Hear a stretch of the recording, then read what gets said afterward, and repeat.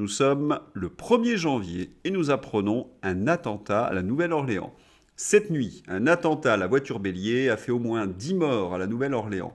On n'en sait pas plus pour l'instant. Les services américains semblent ici bien moins efficaces que les services européens. En effet, chez nous, on nous aurait déjà dit que le motif islamiste n'est pas retenu et que l'acte a été commis par un déséquilibré. La fin de ce tweet est-il ironique? Réponse sur BFM TV. Attaque à la Nouvelle-Orléans. BFM TV désinforme encore et tente de faire croire que le suspect est membre de l'ultra-droite.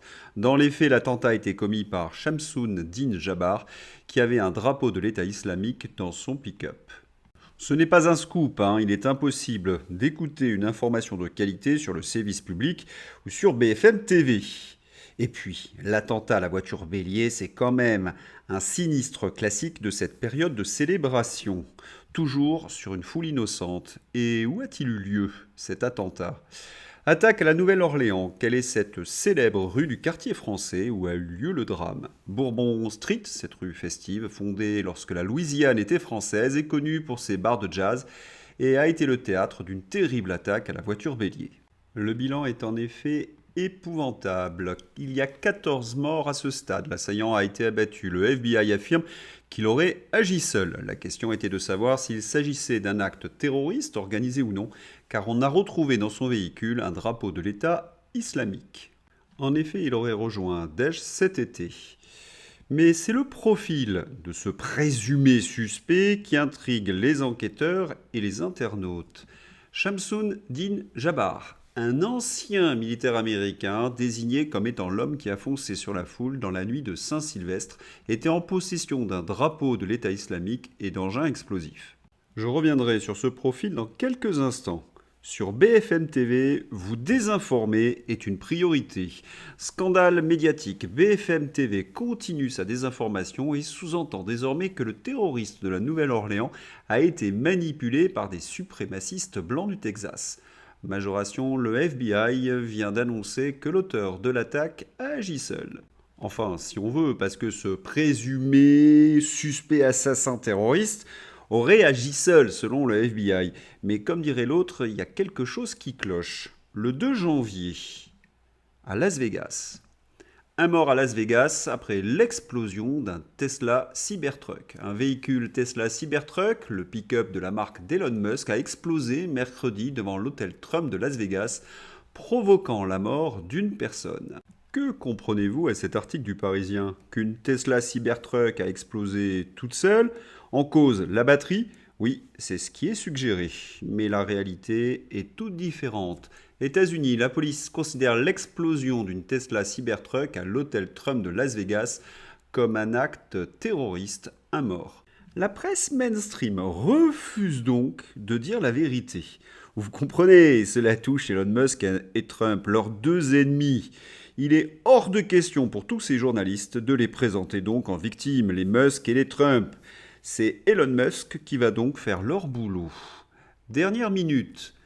Le Cybertruck qui a été ciblé par un attentat terroriste sera bientôt de retour sur la route. La batterie n'a pas pris feu. Elon Musk a confirmé que dès que le camion sera rapatrié chez Tesla, ils poliront les éraflures et la remettront en état pour reprendre la route. Au passage, Elon Musk en profite pour faire de la publicité pour son Cybertruck. C'est de la bonne guerre. Tweet d'Elon Musk. Nous avons maintenant confirmé que l'explosion a été provoquée par un très gros feu d'artifice ou une bombe transportée dans le plateau du Cybertruck loué et n'a aucun rapport avec le véhicule lui-même. Toutes les télémétries du véhicule étaient positives au moment de l'explosion. Toutes ces informations sont confirmées par les enquêteurs. CBS News. L'attentat contre un Cybertruck qui s'est produit devant l'hôtel Trump International à Las Vegas le jour du Nouvel An semble être le fait d'un ancien combattant qui souffrait de stress post-traumatique et d'autres problèmes, a déclaré le FBI vendredi. Et comme pour l'attentat de la Nouvelle-Orléans, le profil du présumé suspect intrigue.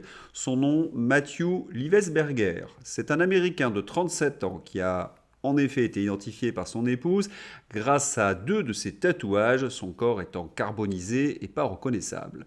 Il avait loué le véhicule à Denver le 28 décembre, à 1600 km de là. Son oncle, Dean Liversberger, s'est épanché à son sujet dans les colonnes du quotidien britannique The Independent. Il l'a décrit comme un type à la Rambo, faute d'un meilleur mot. En effet, comme le héros incarné par Sylvester Stallone, Matthew Liversberger était un béret vert, une entité des forces spéciales de l'armée de terre américaine, spécialisée notamment dans les missions commando. L'auteur donc de cette explosion au Cybertruck devant la Trump Tower organisait des contrats pour d'anciens membres des forces spéciales afin qu'ils partent combattre en Ukraine. Il a également été photographié portant un t-shirt Gloire à l'Ukraine. C'est quand même curieux, tous ces anciens militaires qui organisent des attentats contre Donald Trump. Ils sont tous passés par Fort Bragg, un camp d'entraînement de l'armée américaine. Wesley Rousse, souvenez-vous, il avait fomenté un attentat en septembre 2024 pendant la campagne présidentielle.